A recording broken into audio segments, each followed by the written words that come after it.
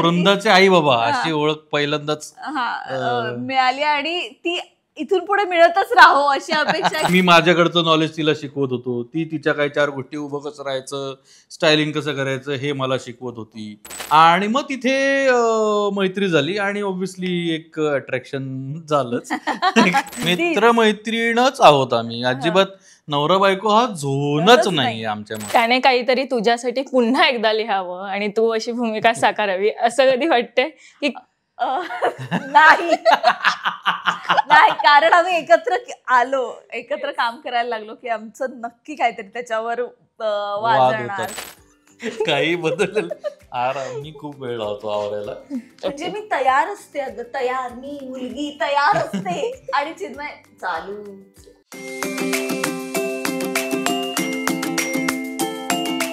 Hello नमस्कार friends, मी मज्जाची नीलम. ते म्हणतात ना, प्यार दोस्ती है, अगर वो मेरी अच्छी दोस्त नहीं बन पाई तो मैं उससे प्यार नहीं कर सकता. आणि अगदी सिंपल आहे, प्यार दोस्ती है. आणि याच नोटवर मराठी इंडस्ट्रीतलं एक जोडपं आहे ज्यांच्यात आधी मैत्री झाली आणि मग प्रेम झालं आणि आता ते दोघेही आई बाबा म्हणून सुखाचा संसार करत आहे. ते कोण आहेत तर वृंदाचे आई बाबा.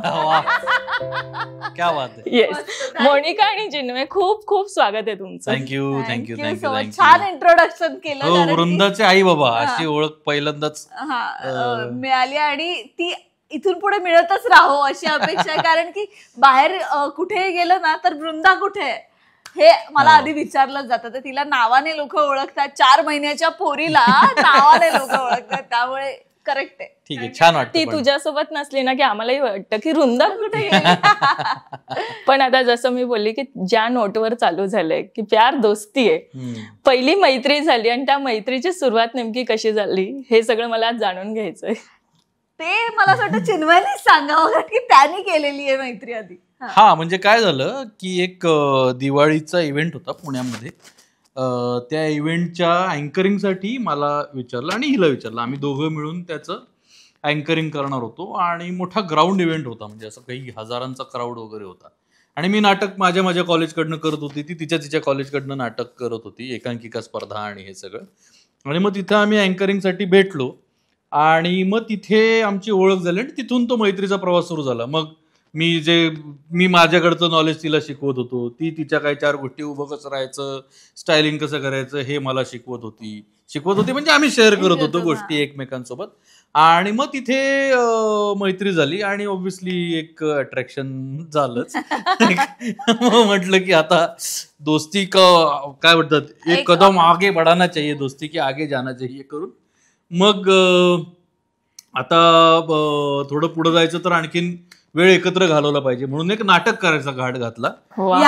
याने म्हणजे सगळे चिडवतात त्याला की त्या म्हणजे तिला पटवण्यासाठी तू ते नाटक केलंय. हा, तर ते नाटक करायचा घाट घातला आणि मग ते नाटक आम्ही केलं आणि मग नाटक तर झालं आणि इकडे आयुष्याचं पण नाटक झालं. सो आता तेच म्हणेल की पहिल्यांदा भेट झाली तेव्हा तुझ्यासाठी एक होतं ना की पहिल्यांदाच बघताच एक इम्प्रेशन पडतं. ते काय होतं पहिलं इम्प्रेशन? मी त्याला अजूनही म्हणजे तेच वाक्य म्हणते की मी त्याला पहिल्यांदा भेटले होते ना तर मी बरोबर ह्या अँगलने बघितलं होतं. आणि मी ऑलरेडी मला फार असं की मुलं लाईन मारतील का हे का, तर थोडीशी मी माझातच असेल मे बी, तर मी असं त्याला साईडने बघितलं तर आत्ता तो जसा दिसतो ना तसाच मला आठवतो. कानात बाळी होती आणि असंच मी म्हटलं हा कोण आहे मुलगा, ठीक आहे असेल कोणीतरी. आणि मग ते अँकरिंगसाठी विचारलं वगैरे, पण तेव्हा त्याचं कुठेतरी वेगळीकडे जुळलेलं होतं. त्यामुळे मला माहिती होतं की तिथे काही आपलं होणार नाही आणि हा म्हणजे इथून मी सेफ आहे म्हणून मे बी ती सुरुवात झाली असेल. आणि मग ऑब्व्हियसली ब्रेकअप झालं आणि मग नाटक आमचं झालं आणि मग मला असं झालं हा खरंच खूप चांगला आणि समजूतदार मुलगा आहे, मग आपण पुढे जायला हरकत नाही. म्हणून मग चांगलं समजूतदार म्हणते, कॅमेऱ्याची जादू आहे, कॅमेरा चालू असला की कसं चांगलं बोलावं लागतं नवऱ्यांविषयी. जे आहे ते आहे, पण चांगला आणि समजूतदार आहे नवरा म्हणून काय ते नाही विचार, मैत्रीबद्दल. तेच, पण नातं सुरू झाल्याच्या आधीची जी मैत्री होती एक स्पेशल बॉन्ड बनतो, तर तो बॉन्ड ऐकायचा आहे मला की पहिले एकदम हाय हॅलो फॉर्मल असेल, मग त्याच्यानंतर थोडीशी मस्ती वगैरे असं वाला किंवा एकमेकांना टोमणा मारणं असेल, आणि त्यानंतर एक खूप चांगला बॉन्ड बनतो. हे कसं कसं होत गेलं? सो बेसिकली तो जो काळ होता ना तेव्हा रजनीकांतचे जे जोक्स होते ना सगळे, एक ट्रेंड होता रजनीकांतचे जोक्स यायचे Yes. की यार खूप थंडी पसरली, बहुतेक रजनीकांतच्या घराचा फ्रीज चालू राहिला वगैरे वगैरे वगैरे. तर आता कम्युनिकेशन करायचं कसं ना, तर कारण एवढं काय हे नाही की हा मी बोलतो मी पटवतो असं काही झोन नव्हता. तर त्यातल्या त्यात रजनीकांतचे मेसेजेस पाठवायचे, मग त्याच्यात नंबर घेताना पण मी असा डायरेक्ट नंबर दे नाही घेतला. हे मस्त आहे हा जोक, तिने वाचून दाखवलाय कुठलं तरी गप्पांमध्ये, मग मस्त आहे जोक, मला पाठव ना. कसं पाठवू, माझ्याकडे नंबर नाही. म्हटलं घे नंबर. मग ते नंबर घेऊन मग एकमेकांना जोक्स पाठवणे. तर मस्ती मस्तीमध्येच म्हणजे विनोद आणि हसी मजाक मध्येच आमची मैत्री सुरू झाली. मेन एक स्टेपिंग स्टोन होता तो म्हणजे फूड. आमचं दोघांचंही वीक पॉइंट आहे फूड, ज्याच्यावरती आम्ही दोघं खूप कॉमन आमचा आवडीचा विषय आहे, इंटरेस्ट आहे. आणि ती खूप छान स्वयंपाक करते, खूप गोष्टी सुंदर सुंदर बनवते. मग ती तेव्हा काहीतरी सँडविचेस घेऊन ये, मग कुठेतरी बासुंदीच माझ्या मित्रांच्या घरी पार्टी होती तर यांनी बासुंदीचा डबा पाठवला होता. सगळं अनऑफिशियल, तेव्हा आमचं अनऑफिशियल होतं. बट सो फूड हा खूप महत्वाचा मुद्दा होता. म्हणजे त्याच्यावरनं आमचा खूप चांगला बॉन्ड तयार झाला. मग हे खाऊन बघूया का, ते खाऊन बघूया का, आणि मग त्याच्यातून आणि आणखीन एक तुम्हाला सांगितलं होतं की फाईन आर्ट्स, मी फाईन आर्ट्स केलंय. तर माझं ग्रॅज्युएशन फाईन आर्ट्स पण, मी लास्ट इयरला होते तेव्हा हा मला भेटला होता. तर he was very curious about की कसं पेंटिंग असतं, कसं ऍडव्हर्टायझिंग मध्ये ते कसं वापरलं जातं, किंवा एखादं पेंटिंग बघायचं असेल तर त्याच्यामध्ये काय बघितलं पाहिजे, कलर्स कसे काय तुम्हाला कळतात, किंवा हे कसं ड्रॉ करता येतं ग, इतकं त्याला त्याबद्दलची. किंवा फोटोग्राफी असेल तर ती फोटोग्राफी कसं, त्यातला फोकल पॉईंट कुठे, हे सगळं त्याला इतकं क्युरिओसिटी होती. तो म्हणाला मला शिकताच नाही ग आलं, मला हा फील्ड फाईन आर्ट्स माहीतच नव्हतं, मी बीकॉम केलं, त्याऐवजी मी ते केलं असतं. तर त्या इथून गप्पा सुरू झाल्या आमच्या. आणि एक एक एक एक तेच की आम्ही शेअरिंग इतकं होतं आमचं तेव्हा की नॉलेजेबल, म्हणजे अजिबात असं नाही की पटवण्याच्या ह्याच्यामध्ये फार नव्हतं, नॉलेजेबल की याला पुरुषोत्तम करंडक आणि हे सगळं जे आमच्यापर्यंत आलंच नाही. आम्हाला खूप नंतर कळलं की अरे पुरुषोत्तम मध्ये आपणही पार्ट घ्यायला पाहिजे होता. तर ते करंडक, परत ओव्हरऑल एक पुण्यामध्ये त्याचं नाव वगैरे खूप होतं तेव्हा, कारण की प्राइज मिळाले, खूप प्राइजेस मिळाले होते. त्यामुळे एक क्युरिओसिटी होती की अरे आपल्याला पण शिकता येईल, किंवा एक कोणीतरी गुरु झोनमध्ये कोणी आपल्याला शिकवू शकेल का. पण गुरुचा आता लाईफचा गुरु झालाय माझ्या. पण तिथून सुरुवात झाली की देवाणघेवाण आमच्या विचारांची खूप चांगल्या आणि नॉलेजच्या ह्याच्यामध्ये होती. त्यामुळे मे बी मग असं झालं असेल की मी पण म्हणाले असेल की एखादं नाटक असेल तुझ्या डोक्यामध्ये तर सांग, तर विचार करत असशील तर मी आय एम इंटरेस्टेड. मग त्यांनी त्याला मे बी सुचलं असेल की अरे हा आहे, मला इंटरेस्ट आहे, तिच्या इंटरेस्टला इंटरेस्ट घेऊन जरा करूया काय.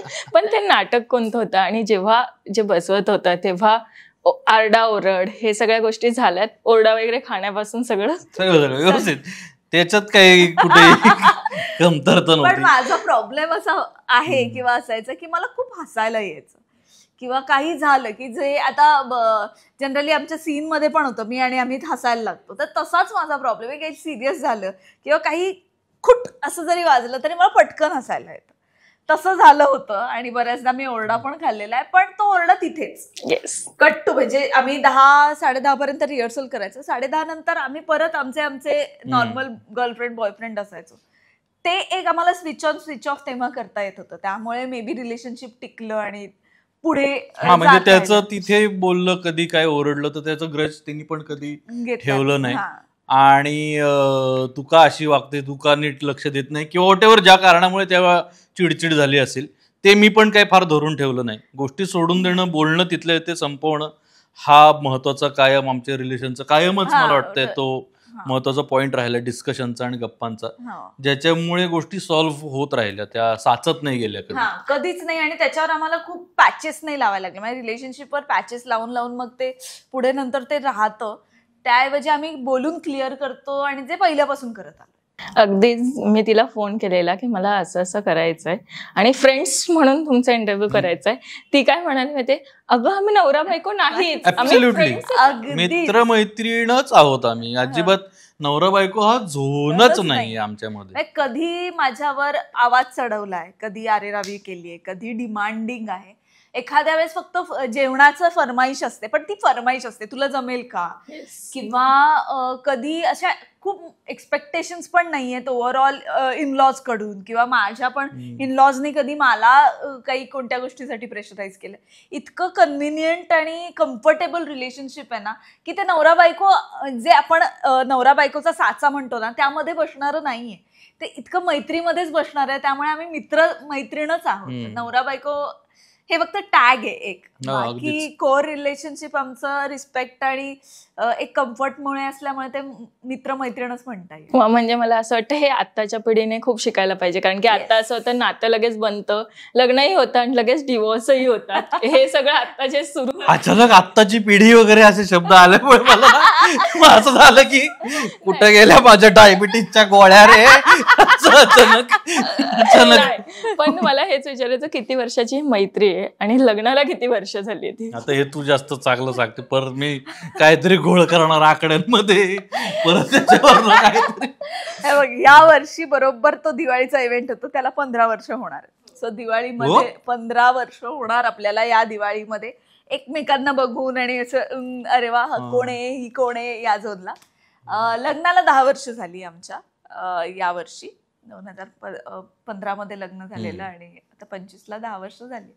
तर लॉंग जर्नी वाटत असलो तरी खूप म्हातारे नाही आहोत आम्ही, तरुणच आहोत. आणि लग्नाच्या खूप काय म्हणतात वर्षानंतर वृंदा झाल्यामुळे लोकांना वाटतं की खूप एज असेल, पण आम्ही खूप लवकर लग्न, कारण की जोडीदार मिळाल्यावर लगेच लग्न करून टाकलं. आणि मुंबईत शिफ्ट झाल्यामुळे मी आय गेस आम्ही पटकन डिसिजन घेऊन टाकला की इथे एकत्र राहायचंच आहे तर मग लग्न करूनच राहू. येस, म्हणून मला त्याला विचारायचं की महाराष्ट्राचा सुपरस्टार, इथून सुरू झालेली जर्नी, मला त्या जर्नी बद्दल ऐकायचंय की नेमकी कशी सुरू झालेली ती जर्नी. सो मी इंटर कॉलेजिएट कॉम्पिटिशन्स करायचो, ऍक्टिंग मी करत होतो त्यावेळेला. नाटकांमधनं एकांकिकांमधनं काम करायचो, मग त्याला काही बक्षिस सगळंच होतं. असं नको सांगू, पुरुषोत्तमची journey that is like men. पण ठीक आहे, आता त्याला खूप वर्ष झाली, म्हणजे 2006-07 सालची गोष्ट आहे. तेव्हा आमच्या कॉलेजला पुरुषोत्तम करंडक नावाची खूप मोठी स्पर्धा पुण्यामध्ये होती, एकांकिका स्पर्धा.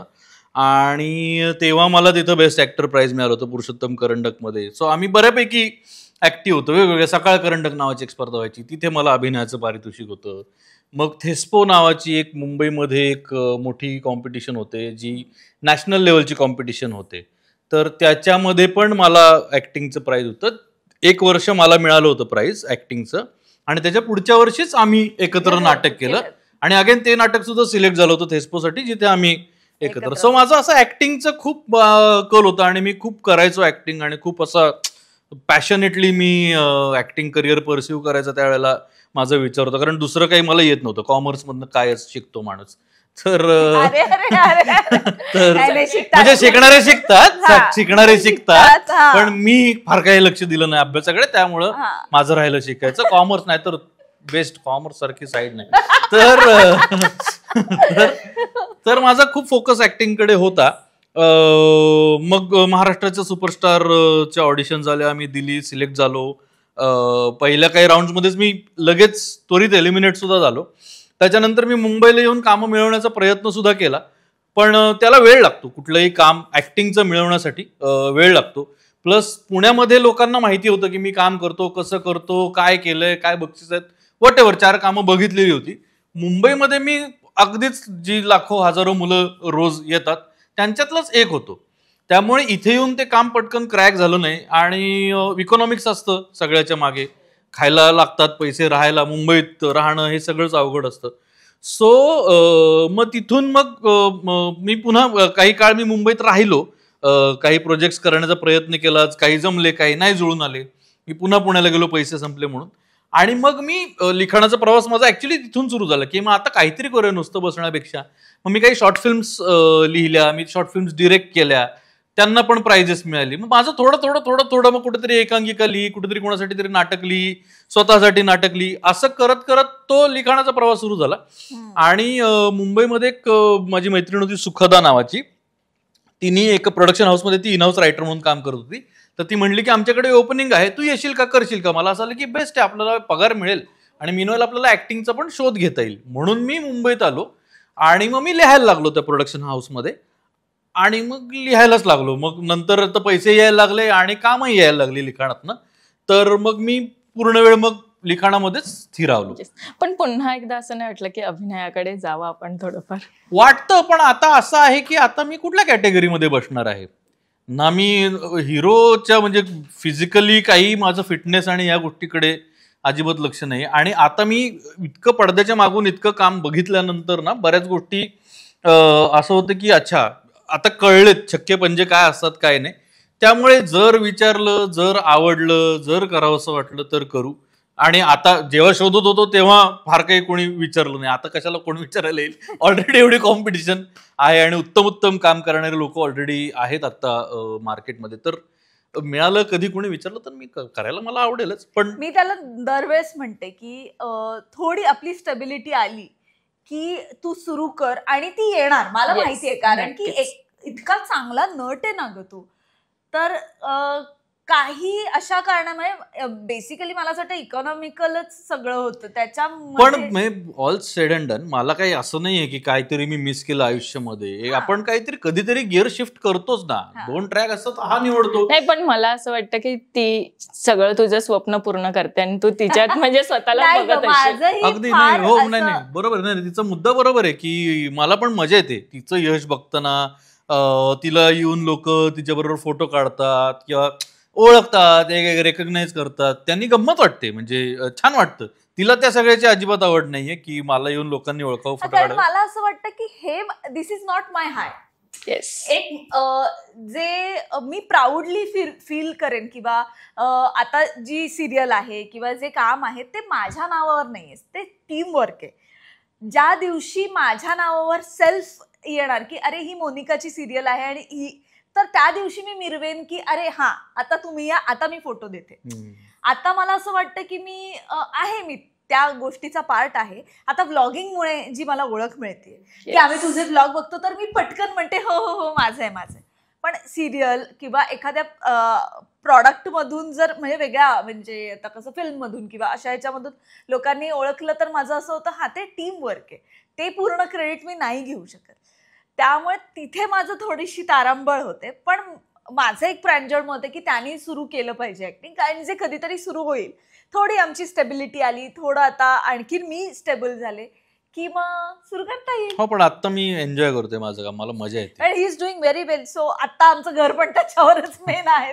पण मला हेच वाटतं की त्याने काहीतरी तुझ्यासाठी पुन्हा एकदा लिहावं आणि तू अशी भूमिका साकारावी, असं कधी वाटतंय की? नाही नाही, कारण आम्ही एकत्र काम करायला लागलो की आमचं नक्की काहीतरी त्याच्यावर वाजणार. कारण की होतच, आम्ही एक ब्रुअर्स नावाचं सुरू केलेलं प्रोडक्शन म्हणजे छोटेखानी आम्ही प्रयत्न केलेला, युट्यूब चॅनल पण केलेलं.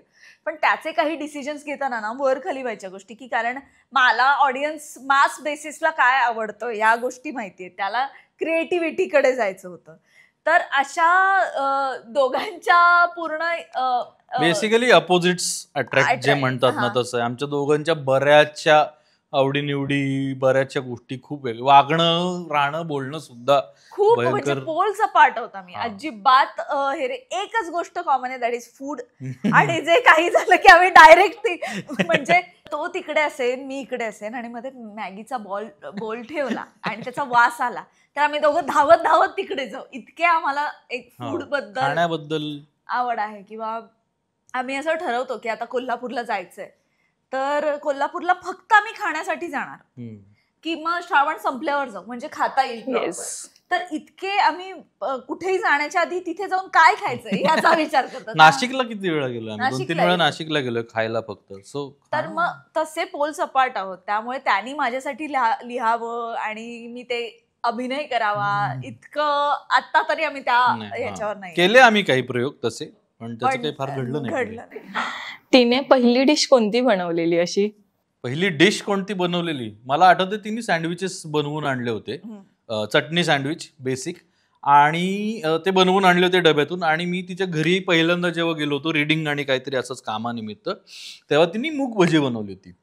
तर मूग भजी तिची स्पेशालिटी आहे. पहिला हे मी विसरलो होतो, मला तू विचारलं म्हणून मला आठवलं की सँडविच सँडविच तर मी खरडा सँडविच करते. हा तर त्याचं खरडा आणि मिओनीज टाकून Yes. Outstanding. ते खूप छान लागतं. म्हणजे मला जनरली सँडविचेस आवडत नाहीत, ब्रेड आणि काकडी आणि काय फार ब्लँड. पण तिने केलेलं मला ते आवडलं होतं त्यावेळेला आणि अजूनही आवडतं म्हणजे ते कधी केलं तर. आणि मग भजी बनवली होती. मूग भजी. आणि आय गेस मी चिकन पण बनवलं. तेव्हा मी चिकन खात नव्हते, हो. मी व्हेज होते. आणि आमचा म्हणजे आता कास्ट बद्दल बोलायचं की नाही, पण बोलू शकतो त्याला चिन्मय, काय. हा. आपण आपल्या जातीबद्दल बोलू हा, शकतो. तर मी मराठा आहे, 96 गोळी मराठा आहे, येट मी व्हेज खात होते, प्युअर व्हेज. आणि चिन्मय ब्राह्मण आहे, देशस्थ ब्राह्मण, आणि तो चिकन खात होता. तर माझ्या घरी बनायचं पण मी खात नव्हते. तर मी इम्प्रेस करण्यासाठी म्हटलं याला आता कसा गटवतेच, म्हणून मी चिकन पण खाऊ घातलेलं. chicken हे बनवलं. त्यामुळे ते चिकन आणि सँडविच असं तेव्हा ज्या माझ्या सिग्नेचर डिशेस त्याबरोबर खाऊ घातल्या आणि त्या टिक टिक टिक टिक होत गेल्या आणि पटत गेला. मला फार काही करायची गरज नाही पडली. किती मेहनत करावी लागली तिला पटवण्यासाठी मला? मैत्रीमध्ये? हो, नाही फार खरं तर अगं नाही, आम्ही खूप ऑर्गॅनिकली झालं. हो, खूपच. कारण एकत्र काय झालं, मी माझ्या टेरिटरीमध्ये तिला घेऊन गेलो, माझ्या कॉलेजमध्ये तिला घेऊन Yes. गेलो, ज्या नाटकाचा मी हिरो होतो, ज्या नाटकाचा मी लेखक होतो, त्यामुळे मी बादशाच होतो. Director म्हणजे पण, तिथे. हा, director. दिग्दर्शनाला आम्ही सगळे मिळूनच करायचो. असं काही कोणी एक जणाच्या इन्स्ट्रक्शन्सनी करत नव्हतो. पण तिथे कसं एक ऑलरेडी माझा कम्फर्ट झोन होता. हो. तिथे एक सगळे माझ्या बरोबरीचे मित्र, ज्यांचं माझ्याविषयीचं मत बरं आहे. सो माझ्या टेरिटरीत घेऊन गेलो होतो तिला. त्यामुळे काही अवघड नाही गेलं मला तसं. पण जेव्हा एकमेकांना ओळखायला लागले तेव्हा असं नाही वाटलं की कोणतरी चिडकय, कोणाचा तरी प्लस आणि मायनस पॉइंट्स असतात ना? आजही वाटतं एकमेकांना भेटलो तेव्हा काय, आजही म्हणजे तिला पटकन राग येतो, ती बोलून मोकळी होते, मला राग उशिरा येतो, पण मी गोष्टी ठेवून देतो, काही गोष्टी न बोलता काही सोडून देणं असं. ती प्रचंड उरका आहे तिला कामाचं, ती प्रचंड वेगवान आहे कामाच्या Yes. बाबतीत. ती एखादी गोष्ट 10 मिनिटात करत असेल तर मी 1.25 तास लावतो त्या गोष्टी. इतका ड्रास्टिक, का फरक आहे म्हणजे अक्षरशः इन्स्टंट नूडल्स जे 2 मिनिटात बनले पाहिजे ते सुद्धा मी 45 मिनिटं घेतो 1 बनवायला. तास 45 नाही 1 तास घेतो चिन्मय मॅगी बनवायला. आरामशीर. आणि बापरे. भूक लागली असेल तर आपण विसरायचं, म्हणजे झालं. 1 तास नाही, 1 तास 45 minutes. मग मोनिकाचा पारा कुठपर्यंत जातो तोपर्यंत? तिने सांगावं, परत त्याच्यावरनं तिचा पारावर गेला तर प्रॉब्लेम आहे. नाही, तिने सांगू दे. पारा वगैरे हा शब्द एक्स्ट्रीम आहे, पण हो, मी नाही. फुसफुसायला लागते. म्हणजे मी फक्त इथून एवढा भाग माझा ऍक्टिव्ह होतो आणि मी फक्त असं बघितलं की चिन्मयला कळतं की ओके काहीतरी बिनसलंय, किंवा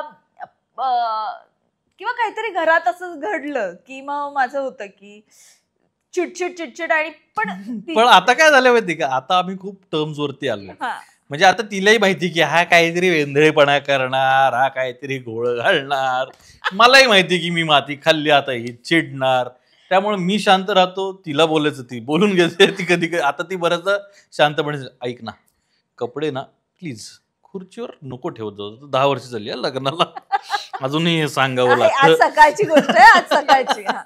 सो असे वाद होतात पण आणि छोटे आता मोठे. त्या पीच मध्ये नाही बोलत मी, आता नॉर्मल. कारण की माझं असं आलं आता वृंदावन, माझं पेशन्सही वाढायला लागले. Yes. त्यामुळे माझं असं आलं अरे बापरे, आता याच्याबरोबर तिलाही सांभाळायचं. नाही, नवीन होतं तेव्हा सोडून देता येत नव्हतं ना, तेव्हा चिडचिड जास्त व्हायची की अरे काय एवढं पण बेसिक कळत नाही का.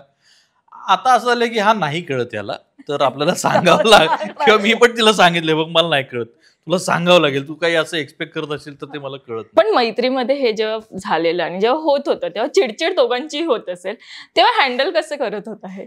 भांडून खूप भांडायचं. पण नाही, नाही खरं ग, खूप नाही भांडलो अजिबात आम्ही. नाही. तुला मी ते म्हणते ना, चांगला आणि गुणी पण आहे चिन्मय, की खूप समजूतदार आहे ग. काय पटकन डिमांड करत नाही कोणत्या गोष्टीचा, किंवा म्हणजे एखाद्या गोष्टीवर पटकन रिॲक्ट नाही करत. तो आधी सिच्युएशन अॅनालाइज करतो आणि मग ती समजून समोरचा व्यक्ती त्याला कसं समजून सांगता येईल याच्यावर काम करून तो पटवतो. तू बघ, तू याच्याशी अजून 5 मिनिटं बोललीस ना, तुला असं होईल अरे किती चांगला आहे यार. पण आता मला ते कळायला लागलंय की कसा हा ट्रिक करतो, पॉलिटिकली कसं करेक्ट बोलत असतो. पण त्या गोष्टींनी मला असं झालं, कारण की माझ्या आजूबाजूला इतके असे टॉक्झिक नाही म्हणता येणार, पण थोडे डॉमिनेटिंगच पुरुष होते किंवा मित्र होते किंवा बॉईज असे सगळे होते कॉलेजच्या दिवसांमध्ये, की ना मला त्यांच्यामध्ये हा इतका छान वाटला ना ग, की खूप साधा सिंपल आणि कधीच ओरडा केला नाही किंवा कधी मला डॉमिनेट केलं नाही. तर असाच ऑलरेडी मी ॲग्रेसिव्ह, मी ऑलरेडी चिडचिड करणारी, त्यामध्ये मला इतका शांत पार्टनर मिळणं ही माझ्यासाठी ॲक्च्युली देवानेच केलेली कृपा आहे. त्यामुळे हो, पण आहे हे सगळ्यांनाच माहिती आहे, माझी दिदी आहे, दिदीला माहिती आहे किंवा माझ्या घरच्यांनाही माहिती आहे की मी खूप ॲग्रेसिव्हली पटकन रिॲक्ट करते. तर त्याला बरोबर बॅलन्स चिन्मय करतो. येस, पण मला ते 5 वर्षाचे मैत्रीचे होते त्याबद्दल ऐकायचंय. त्यात नेमकं काय काय घडत गेलं आणि कशा कशा पद्धतीने घडत गेलेलं सगळंच. ते इतकं धावतं होतं, खूप पळापळ होती कारण तेव्हा खूप ट्रान्झिशन फेज होती दोघांच्याही आयुष्यातली. कॉलेज संपत होतं, करिअर काय करायचं, कारण हे क्षेत्र असं आहे जिथे सिक्युरिटी आणि ह्या सगळ्याच गोष्टींचा प्रॉब्लेम होता. सो ना खूप आम्ही तारेवरची कसरतच करत होतो. पण याच्या मागे मी मुंबईत आले, कारण की आमचं सुरू झालं तिकडे अफेअर आणि चिन्मय मुंबईला शिफ्ट झाला. करेक्ट. आणि त्याला एक सर्टन अमाऊंट मिळत होती हे त्याचं एक ठरलं. आणि मला नेमकं तेव्हा फिल्म मिळाली, जय महाराष्ट्र ढाबा भटिंडा, ती मिळाली. आणि माझं असं त्यालाही झालं की अरे मग तुझे शूटिंग लागणार आहे का इकडे, मग तू ये माझ्याकडे येऊन राहा. आणि मग तेव्हा मी आलेच. मग मला नाटक मिळालं. मग असं ठरलं की अच्छा इथेच राहायचंय का. मग मी पण ऍक्टिंगचा विचार केला आणि मला सिरियल मिळाली. सिरियल जशी मिळाली, पैसे व्यवस्थित मिळायला लागले सिरियलमध्ये, की घरचे म्हणाले लग्न करा.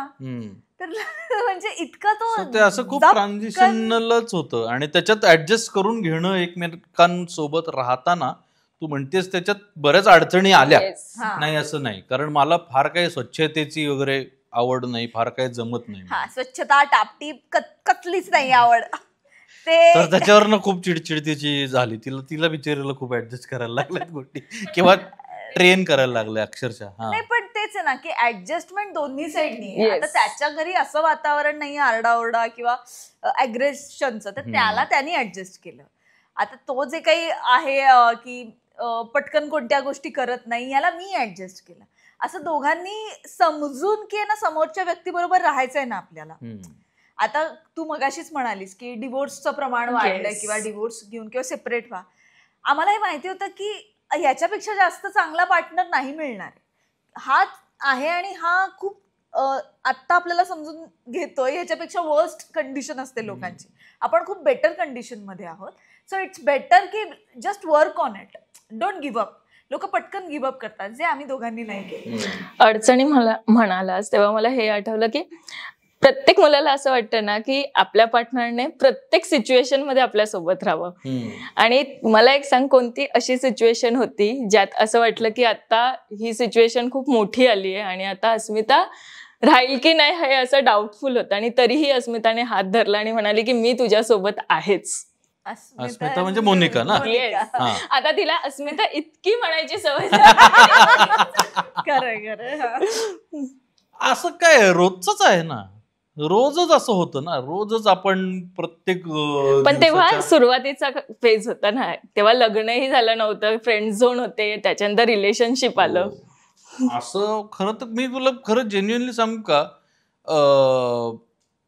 कुठेतरी ना खूप गृहीत धरल्यासारखं होतं नातं. एकदा आपलं तयार झालं ना, माहिती असतं की आपण पडलो तरी सावरायला कोणीतरी आहे. मी जेव्हा त्या प्रोडक्शन हाऊसमध्ये इन हाऊस रायटर म्हणून काम करत होतो, एका पॉईंट नंतर ते काम त्यांनी सांगितलं की काही घडत नाहीये फार, तर आपण थांबूयात. तर ते थांबूयात म्हटल्यानंतर आता काय करायचं, कारण मिनिमल पगार होता पण काहीतरी मिळत होते महिन्याला पैसे, आणि पहिला आयुष्यातला जॉब असा तो होता. तर तेव्हा मला प्रेशर का नाही आलं कुठल्या गोष्टीचं, कारण ही सतत विश्वास देत होती की तू करशील, होईल, टेन्शन घेऊ नको, ते होईल. आणि तू मग यांना फोन कर, त्यांना फोन कर, मी तुला सांगू का, मी कुठे रेकमेंड करू का, कारण तोपर्यंत तिची सिरियल सुरू झाली होती. सो त्या गोष्टीत फॉलबॅक ऑप्शन, आणि मला तसा कधी काय म्हणता येईल स्ट्रेस येऊच दिला नाही तिने, की जिथे सेल्फ डाऊटमध्ये मी जाईन की यार आपल्याच्यानी काही होईल का नाही. तिचं असं होतं की नाही झालं तर मी आहे, मी कमवतीये, आपण करू, काय टेन्शन नाही. त्यामुळे असं काही खूप एक एक फेज होती जेव्हा माझ्याकडे काही काम नव्हतं, पण तेव्हा ती फेज अशी होती की तिच्याकडे काही काम नव्हतं. त्यामुळे आम्ही दोघंही एकमेकांना खूप सावरून सांभाळून की मध्ये मी सांगितली होती की स्ट्रगलची एक आमची फेज होती की बरेच महिने आमच्या दोघांकडे काम हो आणि काय करायचं आता, मे बी पुण्याला शिफ्ट व्हावं लागेल. जर हे काम नाही आलं, पुढचं काम नाही आलं, तर माझी पण सिरियल सुरू नाही झाली तर पुण्याला शिफ्ट व्हायचं.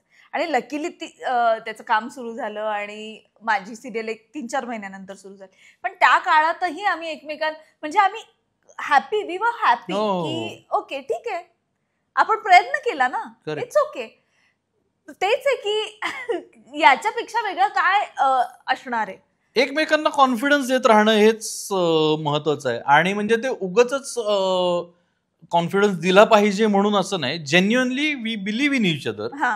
आम्हाला माहिती आहे एकमेकांच्या स्ट्रेंथ्स काय आहेत, काय ताकद आहे कोणाची. एक्झॅक्टली. त्याच्याविषयी फक्त त्या व्यक्तीला जाणीव करून देणं. जसं ती मला माझ्याविषयी जाणीव करून देते तसं मी तिला कधी कधी. पहिल्या 5 वर्षात नाही झालेलं, आता 15 वर्ष झाली आहेत ना, त्यामुळे एकमेकांचे स्ट्रेंथ. आता तू मला विचारलं तर मी 10 गोष्टी सांगू शकेन की असं चिन्मयची ही स्ट्रेंथ आहे, हे आहे, ते आहे, ते सेम. तो मला सांग की या गोष्टी वापरून ती पुढे कसं आयुष्यभर सर्व्हाइव्ह करू शकते किंवा वॉट एव्हर. हे आम्हाला 15 वर्षानंतर कळतंय. त्या पहिल्या 5 वर्षामध्ये अल्लडच होतो. आणि कारण की लवकर लग्न, सगळं ते इतकं मुंबईत शिफ्ट होणं, ह्या सगळ्या गोष्टींचं इतकं प्रेशर होतं ना की तेव्हा नव्हतं कळलं. पण कोविड नंतर किंवा कोविडच्या आधी थोडंसं तेव्हापासून आम्हाला कळायला लागलं की अच्छा. किंवा रादर ते तू म्हणालीस ना की हिच्यासाठी काही लिहिशील का, तो आम्ही एक प्रयत्न करून पाहिला.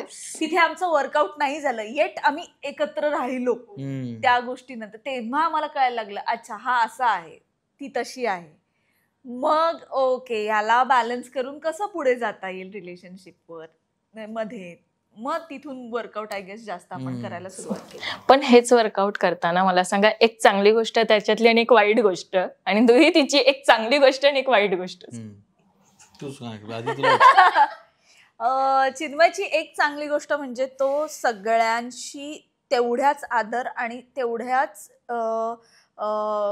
करेक्ट पॉइंटने बोलतो की समोरचा माणूस ना त्याच्या प्रेमात पडतो. ही खूप चांगली गोष्ट आहे जी मला नाही जमत. की तो ना तुला स्पेशल फील करून देतो किंवा तो असं दाखवतो की मी मित्र आहे. मनामध्ये माहिती असेल की समोरचा व्यक्ती चुकलाय किंवा समोरच्या व्यक्तीचे माझं असं होतं अरे तो चुकलाय ना, तू कसं काय त्याच्याशी नीट बोलतो, तर त्याचं असं तर त्याने काय फरक पडतो. आपण व्यवस्थित राहायचं बरोबर. आणि ते खरंच रिव्हर्ट होतं त्याच्याकडे की मग सगळे त्याच्याशी छानच बोलतात. ही त्याची खूप चांगली गोष्ट. आणि वाईट गोष्ट तिचं खूप स्लो आहे यार. घरामध्ये मॅगी करायला 45 मिनिट्स. मग माझं त्याच्यामध्ये घरातली सगळी कामं होतात, म्हणजे लिटरली सगळी कामं होतात. त्यामुळे ती खूपच ह्या 2 गोष्टी आणि ज्या मी त्याला डे टू डे लाईफ मध्ये आठवण करूनच देतो. रोजच आहे म्हणजे you are the politically correct person असं मी त्याला म्हणते. मोनिकाची चांगली गोष्ट ती उत्तम स्वयंपाक करते. ती खूप जास्त एनर्जेटिक आहे. ती मल्टीटास्कर आहे. तिचं रोजचं लाईफ मी अत्यंत जवळून बघतोय. एक बाळ सांभाळत, एक घर सांभाळत, एक आळशी नवरा सांभाळत, ही सगळी तारेवरची कसरत करत, शूटिंग, व्लॉग. आणि घरामध्ये आमच्याकडे तशी स्वयंपाकाला बाई नाही. वृंदाला सांभाळायला एक मुलगी आहे जी घरातली कामं करते, पण ती वृंदाला जास्त सांभाळते. शूट वगैरे असेल तर घरातली सगळी कामं म्हणजे भांडी घासण्यापासून स्वयंपाक करण्यापर्यंत, सकाळी 5ला उठून स्वयंपाक करून व्लॉग शूट करत करत शूटला जाणं, 12 तासाचं शूट करून घरी येणं, घरी आल्यानंतर पुन्हा घर आवरणं, पाणी भरून ठेवा, हे करा ते करा, 100 गोष्टी. हे सगळं ती इतक्या सहजपणे बिन तक्रार करतीये. हे सगळ्या बायका करतात, मला मान्य आहे. पण माझी बायको आहे आणि ती घरामध्ये ज्या पद्धतीने हे सगळं करते, हा सगळा डोलारा सांभाळते, हे खूप जास्त इन्स्पायरिंग आहे. हे खूप जास्त ऊर्जा देणारं आहे आणि ते खूप खास आहे मला असं वाटतं. तर ही चांगली गोष्ट आहे. आणि ही चांगली गोष्ट इतकी चांगली आहे की तिच्या काही 2-3 वाईट गोष्टी असतील त्याच्याकडे आपण दुर्लक्ष केलं तरी काही हरकत नाही असं मला वाटतं. त्यामुळे ते आपण सोडून देऊया. ते का आत्ता पूर्ण पोस्टपार्टम जी जर्नी आहे येस. त्याच्यामध्ये हा एक माणूस आहे ज्यांनी मला कधी कोणत्या गोष्टीला नाही नाही म्हणाला. म्हणजे घरी हे नको खाऊ, ते नको खाऊ, बाळाला हे नाही केलं पाहिजे. येस. पण आहे ना, मी खूप व्हिडिओज बघितले होते की if mother is happy child will be happy. Vrinda तू भेटलीस, yes. She is a happy girl. ती कधीही फार रडत नाही, ती सगळ्यांकडे जाते, ती खूप काय म्हणतात, ती पण खूप प्रेमळ होणार आहे, सेम ह्याच्यासारखीच होणार. हे का झालंय, हे फक्त ह्या एका व्यक्तीमुळे झालंय. कारण की तो माझ्या पाठीशी इतका छान उभा राहिला ना त्या पूर्ण पोस्टपार्टम मध्ये, की तुला जे बरोबर वाटतं ना तू कर, तुला रडायचंय तू रड. वृंदाला एका हातात धरून मला असं रड, तुला जेवढं रडायचंय तेवढं घे रडून, असं करणारा हा व्यक्ती आहे. त्यामुळे मला इतकं माझं असं होतं की 10 चुका माफ, पण मला तेव्हा तू सपोर्ट केलेला आहेस, त्यामुळे you are the best person I have. पण तेच मैत्रीमध्ये एक असा पॉइंट येतो ना ज्या मुलीला वाटतं की हा माझा लाईफ पार्टनर म्हणू शकतो, तो तुझ्यासाठी कोणता होता? लाईफ पार्टनर आय गेस आम्ही पण कधी एकमेकांना एवढं विचारलं नाही. तुला असं कधी वाटलं की लाईफ आपण जीवन साथी? म्हणजे मला एकदा ना आम्ही रेस्टॉरंट मध्ये गेलेलो आणि आधीचीच गोष्ट, तेव्हा फार पैसे नसायचे ह्याच्याकडे, माझ्याकडे पण थोडेफार असायचे, त्यामुळे असं बेसिक रेस्टॉरंट. आणि वेटर कडून ना पाणी सांडलं. तर आधी मी म्हटलं ना माझ्या आयुष्यात जी कोणी लोक होती, मित्रच आणि ओव्हरऑलच, की त्यांच्या रिॲक्शन्स खूप विचित्र असायच्या, की हे काय तुम्हाला जमत नाही का. चिन्मय त्या माणसाला कधीच काही बोलला नाही, म्हणजे ते कधीच म्हणजे त्यावेळेस काहीच बोलला नाही. आणि मी फक्त बघत राहिले त्याच्याकडे आणि माझं चला किती शांत आणि म्हणजे 4 पैसे कमी कमवणारा असला तरी चालेल पण रिस्पेक्ट देणारा हवा. तिथे मला हा आवडला आणि हा पटला होता. ते मे बी तो कारण की त्याच्यानंतर मला खूप जण सांगत होते की नको करूस चिन्मयशी लग्न. खूप जणांनी मला अपोज केलं, एकतर इंटरकास्ट पण होतं आणि ओव्हरऑलच करिअर स्टॅबिलिटी आणि सगळ्या गोष्टी, फायनान्शियल पण ओव्हरऑलच, किंवा याचं इकॉनॉमिकलच घरातलं सगळं माझं, असं ह्याच्यामध्ये त्यांनी सांगितलं होतं की आपल्याला नाही होणार, तू नको. पण तरी मला तो स्वभाव त्याचा इतका आवडला ना की शांतपणे समजवून आणि दुसऱ्याला रिस्पेक्ट देणं, यामध्ये मी बहुतेक प्रेमात पडली असेल. आता तो विषय काढला करिअर स्टॅबिलिटीचा, ते सगळं असताना म्हणजे इकॉनॉमिकल आता आपण खूप विचार करतो, पण तेव्हा सेम फील्डमध्ये असताना असं नाही वाटलं की अरे दोघांचंही असंच आहे, आता काम आहे आणि उद्या नाही आहे, म्हणजे हे पण अनस्टेबल फील्ड आहे. आणि तेव्हा काय विचार केलेलास की अगं नाही, पण काय आहे ना आमच्यामध्ये, मी अगदीच आता फ्रँकली आहे ते सांगून टाक, आमच्यामध्ये आहे की तुझं तू कमव, माझं मी कमवते. आमचं ना एकामेकांमध्ये अजिबात फायनान्शियल अडकाअडकी नाही. येस, सेव्हिंग्स पण आपापले करा, खर्च पण आपापले करा. मी कधी त्याच्याकडे मागत नाही की ना मला पण खर्चायला 10,000 दे, 5,000 दे, 100 काय 1 रुपया असं नाही. मी माझं कमवते, मी माझं खर्च करते, तो त्याचं कमवतो, त्याचं खर्च करतो. आम्हाला एकमेकांच्या अकाउंटमध्ये किती पैसे येतात, त्याने किती या महिन्याला कमवले, मी किती कमवले, हे आम्ही कधीच एकमेकांना विचारलं नाही. त्यामुळे जेव्हा पैसे येत होते तेव्हाही नाही, आता पण इथून पुढेही मला नाही वाटत आम्ही, कारण की इतके इंडिव्हिज्युअल आहोत आम्ही की या गोष्टींचा आम्ही कधी विचारच केला नाही. जेव्हा ज्या काळात पैसे नव्हते त्या काळातही माझ्याकडे थोडेच पैसे होते, त्याच्यामध्ये मी घर माझं काय खर्च होते ते मॅनेज करत होते आणि हा जे काही घर होतं ते मॅनेज करत होता. त्यामुळे आमची ना फायनान्शियल अडकाअडकी नाही आहे. अगं तू, माझ्या वडिलांनी मला शिकवलंय ना, हे माझं पहिल्यापासून आहे. माझ्या वडिलांनी मला मास्टर्स करायला, मी मास्टर्स आहे तर MSc आहे मी, तर मग मी याच्यापेक्षा जास्त शिकली आहे, तर मग मला असं होतं की मग मी जास्त कमवायला नको का. आता नाही कमवते हा वेगळा प्रश्न, पण मी त्याच्यावर डिपेंड नाही राहणार, हे आमचं पहिल्यापासून खूप क्लिअर असल्यामुळे आय गेस ते बर्डन एकमेकांचं नाहीये. आणि हे मला असं वाटतं इंडस्ट्रीतल्या बऱ्याच जणांचं पण हे डायनॅमिक्स असतात की स्वतःचे स्वतः पैसे कमवा, स्वतःचे स्वतः खर्च करा, त्याने रिलेशनशिप टिकतं आणि त्याने डिवोर्स होत नाहीत जे लोकांचे होत. ठीक आहे, असं काही नाही, पण डिवोर्सचं जाऊ दे.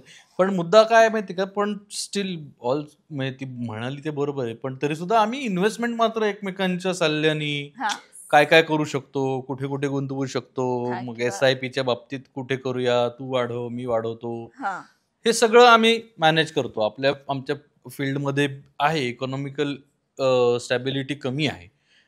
आज या महिन्यात एक्स अमाऊंट येते, दुसऱ्या महिन्यात एक्स प्लस येते, तिसऱ्या महिन्यात एक्स मायनस येते. मायनस येते. सो ते आहे, ती इन्स्टॅबिलिटी आहे. पण त्यात जसं ती म्हणाली तेच आहे की एकमेकांचं तंगड्यात तंगडं नाही आहे. मला माझे खर्च माहिती आहेत, त्या हिशोबाने मी खर्च करतो. पुढच्या महिन्यात नाही येणार आहेत पैसे, पुढच्या महिन्यात शूट कमी झालंय आपलं या महिन्यात, त्याचे पुढच्या महिन्यात कमी येणार आहेत पैसे.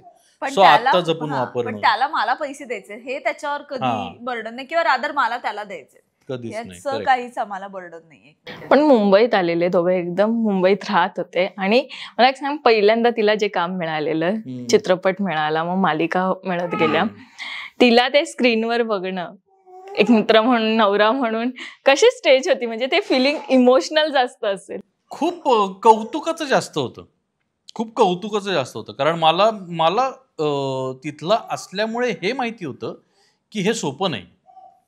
एका बाहेरून पुण्यातनं येऊन इथे येऊन काम क्रॅक करणं, काम मिळवणं आणि तिथं टिकणं हे सोपं नाही, हे मला माहिती होतं. त्यामुळे मला कौतुक प्रचंड होतं. इमोशनल असं काही फार झालं नाही कधी, कारण की माहिती होतं ना, कारण एकत्र आम्ही काम केलं होतं.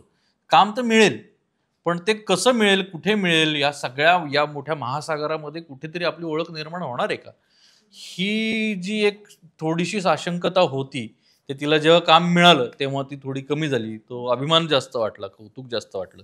पण ते ना इतकं वर खाली होणार आहे ना ग, की आज आता अस्मिता म्हणून मी आहे फिल्म, आता 2 वर्षानंतर 3 वर्षानंतर जेव्हा प्रोजेक्ट थांबेल त्यानंतर परत ते खाली येणार, तेव्हा मग कोणी बघत नसणार, काही नसणार, असं झालेलं आहे. आता पहिलं मानसीचा चित्रकार होता, त्याच्यानंतर काहीच नव्हतं काम. मग असं सासर सुरेखबाई आलं, जे सेम त्या पॉइंटला जसं आता ठरलं तर मगला मिळतेय प्रसिद्धी, तशीच त्या सिरियलला पण होती. मग परत काही काम नव्हतं, आता ठरलं तर मग आहे. तर तो असा ग्राफ आहे, त्यामुळे कौतुक ते आहे ना, ही कौतुकच आहे. असं इमोशनल किंवा भारावून जाणं या झोन मध्ये फार नाही. किंवा आता हा धिंगाणा करतो, धिंगाणा म्हणजे it's a super hit show.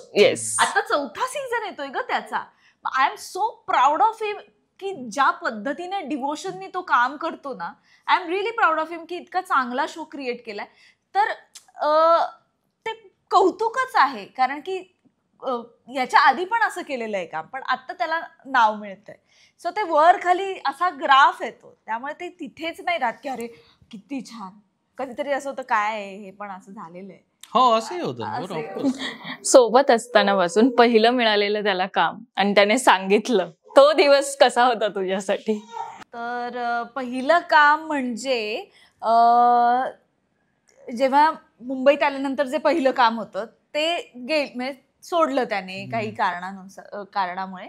आणि साधारण एक 3-4 दिवस तो घरी होता. आणि त्याच्यानंतर माझं असं व्हायचं की अरे तू का काही काम करत नाहीयेस किंवा का कोणाला कॉन्टॅक्ट करत नाहीयेस.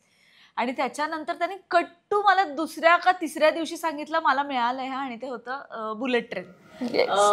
कलर्सला होती ती सिरियल. म्हणजे आत्ताची जी हास्य जत्राची टीम आहे, सचिन गोस्वामी त्यांच्या बरोबर, सेम समीर चौगुले, प्रसाद कांडेकर. आणि आय वॉज लाईक की अरे वा, म्हणजे काहीतरी वेगळं एक्साइटिंग करायला मिळणार, कारण की रेग्युलर डेली सोप पेक्षा ते काहीतरी वेगळं होतं. ऍक्च्युली तिथूनच मग नॉन फिक्शनची जर्नी सुरू झाली. बघ ना, म्हणजे कसं डायव्हर्ट होतं. एक तू म्हणालीस अभिनय, त्याच्यानंतर लिखाण, म्हणजे जर डेली सोप तो लिहित होता ते दोन्ही होतंय का बघत होता. आणि कट्टू व नॉन फिक्शन, आणि आता जवळपास 10 वर्ष नॉन फिक्शन, आणि ज्याच्यामध्ये आता चांगलं आहे जे काही आहे ते. पण तेव्हा ती जर्नी जी सुरू झाली ती मला सचिन मोठे जे आहेत ते ऍक्च्युली ते मेंटॉर माझे, म्हणजे गुरु म्हणा किंवा मेंटॉर म्हणा. त्यांच्याबरोबर मी पहिले त्यांना असिस्ट करायला लागलो आणि मग बुलेट ट्रेनला स्किट्स लिहायला लागलो. ते पहिली कामं होती. आणि सेम आहे, म्हणजे त्या दोघांचाही स्वभाव सेम आहे, शांत आणि समजूतदार आणि लोकांना भुरळ पाडणारा जो एक स्वभाव आहे तो मोठे सरांचा आणि चिन्मयचा बऱ्यापैकी सेम. 15 वर्षाच्या मैत्रीमध्ये एक अशी गोष्ट येते ना की दोघांनी ठरवून केली असेल आणि त्याची खंत असते, ती राहते. अशी कोणती आहे खंत? खंत अशी काही नाही. हा, अगं आम्ही ना खूप हॅपी गो लकी आहोत की आज आहे उद्या नाहीये. येस. तर इट्स ओके. आता आजही आमच्या दोघांकडे समजा काय बरं काम असं आहे की ज्याने आम्हाला प्रसिद्धी मिळते. येस. उद्या हे नसलं तरी त्याची खंत नसणार आहे, कारण की आम्ही दोघांनाही माहिती की इंडस्ट्रीमधलं काम इतकं क्षणिक आहे ना की एकाचं काम कधी गायब होईल, कसं जाईल, काय होईल, काहीही सांगता येत नाही. त्यामुळे कोणत्याही गोष्टीची खंत कधीच वाटू द्यायची नाही, हे आमच्या रिलेशनशिपमध्ये आम्ही ठरवलेलं आहे. आणि खूप फिरायचं आहे आम्हाला, प्रत्येक ठिकाणी जाऊन, म्हणजे मला फिरायचंय. आम्ही आता परवाच्या दिवशीच बोलत होतो की असे पैसे साठवायचे आणि मग फिरायला जायचं आहे आपण. तो मला चिन्मय म्हणाल की मी येणार तुझ्या बरोबर फिरायला, फक्त मी तिथे येऊन भरपूर खाणार, म्हणजे तू फिर मी खातो. तर इतकं आमचं तेवढं एक करायचंय की वेगवेगळ्या ठिकाणी जायचंय, मला बघायचंय डोळे भरून आणि त्याला खायचंय, असं एवढं करायचं. मला हे विचारायचं, मैत्रीचं नातं हे तुमच्यासाठी काय आहे? म्हणजे असं बोलतो ना, मैत्री इज इक्वल टू, ते तुमच्यासाठी काय आहे दोघांसाठी? सगळं काही. कारण की आत्ता ज्या पॉइंटला आत्ता आहोत आम्ही, ते आमच्या दोघांच्या मैत्रीमुळेच आहे. हे म्हणजे मला वाटतं की कारण की आमच्या आजूबाजूला इतक्या गोष्टी घडल्यात नाही या 10 वर्षात. लोकांना आम्ही एकत्र येताना बघितलंय, लोकांना सेपरेट होताना बघितलंय, लोकांना एकमेकांबरोबर चीट करताना माहिती आहे आम्हाला काही, किंवा इतक्या गोष्टी माहिती आहेत ना वेगवेगळ्या लोकांच्या रिलेशनशिप्स बद्दल, की याच्यामध्ये आमचं डायनॅमिक्स द बेस्ट डायनॅमिक आहे. आणि आम्ही प्राऊडली सांगू शकतो की आमचं रिलेशनशिप इतकं प्युअर आणि इतकं ट्रस्टवर्दी आहे ना की कधीही कोणीही असं म्हणालं की चिन्मयचं काही आहे बाहेर किंवा माझं, तर आम्ही छाती ठोकपणे सांगू शकतो होऊच शकत नाही, इतकं आमचं प्युअर नातं आहे. आणि मला असं वाटतं की मैत्री इज इक्वल टू पेक्षा कोणतंही नातं इज इक्वल टू जर मैत्री असेल ना, येस, तर ते जास्त स्ट्रॉंग बॉन्ड तो असतो. म्हणजे मग ते नवरा बायकोचं नातं असो, भावाभावाचं असो, मित्रमैत्रिणीचं असो, भावा बहिणीचं असो, कुठलंही आई वडिलांचं असो, कुठल्याही नात्यामध्ये मैत्री, कुठलंही नातं जर मैत्री म्हणून बघितलं, तेवढा मोकळेपणा त्या नात्यामध्ये असला, तेवढं एकमेकांबरोबर शेअर करण्याची मुभा त्या नात्यामध्ये असली ना, तर ते नातं जास्त स्ट्रॉंग होतं. कुठलंही नातं इज इक्वल टू मैत्री is equal to successful relation. मला वाटतं हे नातं आहे ना, ते अनकंडिशनल मैत्रीचं नातं आहे. येस. सो ज्या अशा आठवणी तुम्ही खूप वेळापासून सांगता, तर माझ्याकडे काही फोटोज आहेत आणि त्यामागचे किस्से मला सो हे इथून सगळी सुरुवात झाली आहे. सो हे ते नाटक आहे, जनहित में जारी नावाचं हे नाटक आहे. तर थेस्पोच्या प्रायमरी राऊंडचा प्रयोग झाला होता पुण्याच्या BMCC कॉलेजच्या पित्ती हॉलमध्ये. तर तिथला हा फोटो आहे, जेव्हा आम्ही दोघेही सेम आकाराचे होतो आणि दोघेही खूप वेगळे दिसतात, दोघेही तरुण कवळे. हा एंगेजमेंटचा फोटो आहे. हा एंगेजमेंटचा फोटो आहे. माझा खूप हेवी मेकअप आहे, पण एंगेजमेंटचा आहे. आणि छान हे इथून ऍक्च्युली खरी सुरुवात झाली की ना, आपण याचा खर्च आपण 50-50 आम्ही दोघांनी अर्धा खर्च केला आणि घरून 1 रुपया न घेता. हो. सो कारण की आम्ही दोघेही रिंग्स पण आमच्या तिने केली होती, मी माझी केली होती. तर ते इथून आमचं खरं सुरू झालं की फायनान्शियल कसं आम्ही सेपरेट झालो ना, तर ते एंगेजमेंट पासून. आणि मी ऍज युजल रुबाबदार देखणा तरुण दिसतो. हा पुढे परत तो सेम त्याच नाटकातला फोटो आहे. मी अत्यंत अगेन गचाळपणे मी बसलोय. ग्रामीण भाषेचं नाटक होतं. आम्ही दोघेही त्याच्यामध्ये ग्रामीण बोलायचो. ती पाटलाची पोरगी असते, मी पाटलाकडे नोकर असतो आणि पाटलाच्या घरच्या नोकराचं आणि पाटलाच्या पोरीचं अफेअर असतं. आणि ही जी सिच्युएशन आहे ना, ती आताही अशीच असते घरामध्ये. मी अशी असते रुसलेली आणि काय झालं मला कळत नाहीये, प्लीज सांग ना. तर हे असंच आहे आताही. ओके. संकल्पनाचा बर्थडे होता. हा मुंबईतला म्हणू शकू पहिला फोटो आहे आमचा. माझी मैत्रीण आहे संकल्पना, ती मुंबईचीच आहे. तर तिच्या वाढदिवसाला मी माहीममध्ये, कोणतं ते तिच्या घराच्या इथलं स्टेपिनच्या इथला आहे, तर तिथे गेलो होतो. आणि मग ती म्हणाली, अरे तुमच्या दोघांचाही काढा की फोटो. तेव्हा हा फोटो काढला होता. तो काळ होता जेवढं केस असायचे. हा जनहितचाच आहे, पण हा आय गेस पृथ्वी मधला आहे. हो, हा पृथ्वी थिएटरचा फोटो लाइटिंग आहे. बघ ना त्याचा. पृथ्वी थिएटरचा फोटो आहे. हा नाटकातला शेवटचा सीन आहे, ज्याच्यामध्ये ते पाटील परमिशन देतात आमच्या लग्नाला.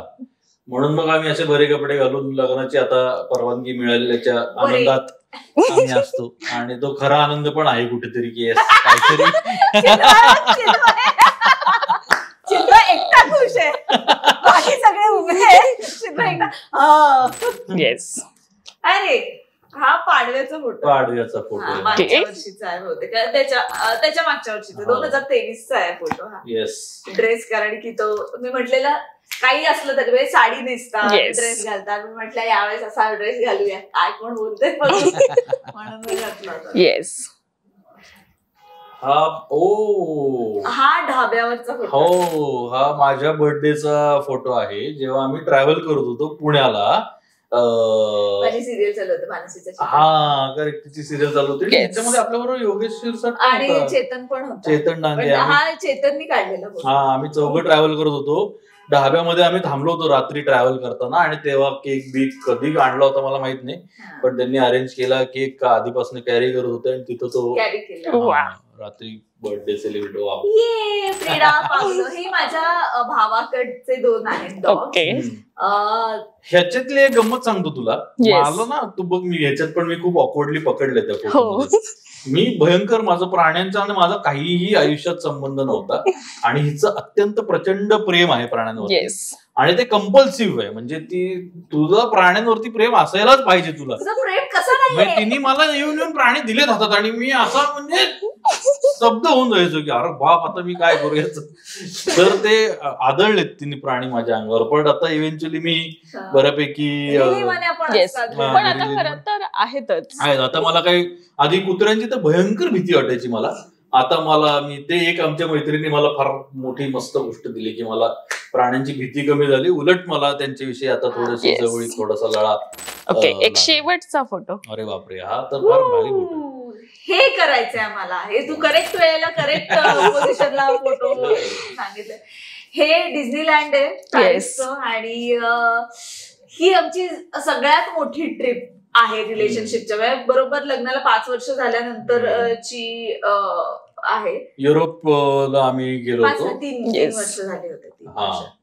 तेव्हा हा फोटो आहे, तेव्हाचा फोटो आहे. आणि मला माहित नाही, लोक आजकाल उठतात आणि फिरायला जातात. आमच्यासाठी तेव्हाची खूप मोठी गोष्ट होती, कारण की आम्ही शून्य, म्हणजे कुठे बुकिंग करायचं, फ्लाईट पण मीच बुक केलेलं, विजाचं अपॉइंटमेंट तर 2018चा आहे. तर तेव्हा आय गेस आमच्यासाठी खूप मोठी गोष्ट होती, कारण की घराचा हप्ता पण चालू होता, आणि मग तिकडे जायचं म्हणजे साधारण 2 ते 2.5 लाख रुपयाचा खर्च होणार. ती अमाऊंट आमच्यासाठी खूप मोठी होती. पण चल जाऊया ना, करूया ना, असं ह्याच्यामध्ये आम्ही गेलो होतो. आणि तो डिझनीलँडला तर मी म्हटलं मला जायचंच आहे, असं मी वृंदाला पण घेऊन जाणार, मी प्रॉमिस केलेलं आहे. आणि अगस्त्यला पण, अगस्त्य म्हणजे माझा भाचा, तर त्यालाही घेऊन आम्ही जाणार आहोत. तर बघू आता कधी पॉसिबल होते. पण अशा ट्रिप्स आम्हाला करायच्या आहेत, लांब लांब छान छान फिरायचं आहे, जिथे मी बघत राहणार आहे आणि हा खाणार आहे. नक्कीच लवकर पूर्ण होतील. आता मी हे विचारते, जसं पाटील हा म्हणाले लग्नाला, तसं खऱ्या आयुष्यात कधी म्हणाले, आणि ते कसं दोघांनी सांभाळलं की घरी सांगणं आणि लग्न करणं. याच्या घरी आय गेस एवढा काही ड्रामा असा झाला नाही. ड्रामा एकच कन्सर्न होता की फायनान्शियलच, की कसे अजून कमवत नाहीये मुलगा, मग कसं काय. कारण की जेव्हा कमवायला लागलो त्याच्या आधी आमचं रिलेशनशिप फिक्स झालं मुंबईला येण्याच्या आधी. तेव्हा थोडा लोकांना कन्सर्न होता, म्हणजे नातेवाईकांना किंवा वडिलांना, बहिणीला. पण मला माहिती होतं की हा खूप चांगला मुलगा आहे, त्यामुळे मी धरून ठेवलं होतं की ठीक आहे आपण बघूया. आमचं असं होतं की काहीतरी करून आपण मॅनेज तर करूच. हा, नाही काही फार ड्रामा नाही झाला. कन्सर्न्स जे रेग्युलर होते की काय कमवतो, काय करणार आहे, होणार आहे का नाही.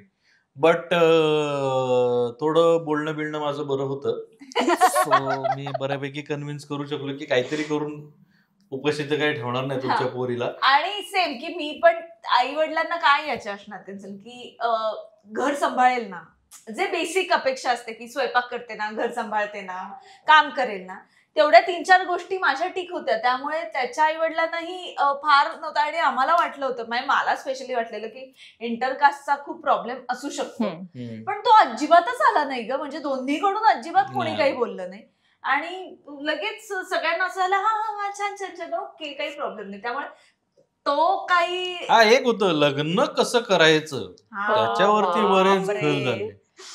तारखा पण खूप शिफ्ट झाल्या आणि मग मराठ्यांचं पाहिजे ग्रँजर, आमचं आपलं छोटं छोटं करू, कशाला एवढं पाहिजे, असं ते खूप झालं. एवढं करून ते आम्ही 500 माणसं आणि ते सगळं एवढं करून 500 माणसं बरं का, कार्यालय बुक करून वगैरे ते खूप आणि तिथेही 50-50 आम्ही तिथेही खर्च 50-50 केला लग्नाचा. खूप खरंच खूप मैत्रीचं नातं आहे. म्हणजे याच्यामध्ये अगदी कधीच आम्हाला ओढाताण नाही झालेली, कारण दोघंही मला असं वाटतं पोल सपाट असल्यामुळे बॅलन्स खूप करतो एकमेकांना आणि दोघांनाही ओढ या गोष्टीची की आम्हाला एकत्र राहायचं. कोणी समोर कितीही म्हणजे इंडस्ट्रीमध्ये काम करतं तर खूप लोक प्रश्न विचारतात की मग तुला त्याच्याकडे बघून अट्रॅक्शन नाही का वाटत, किंवा सेम याला पण विचारतात.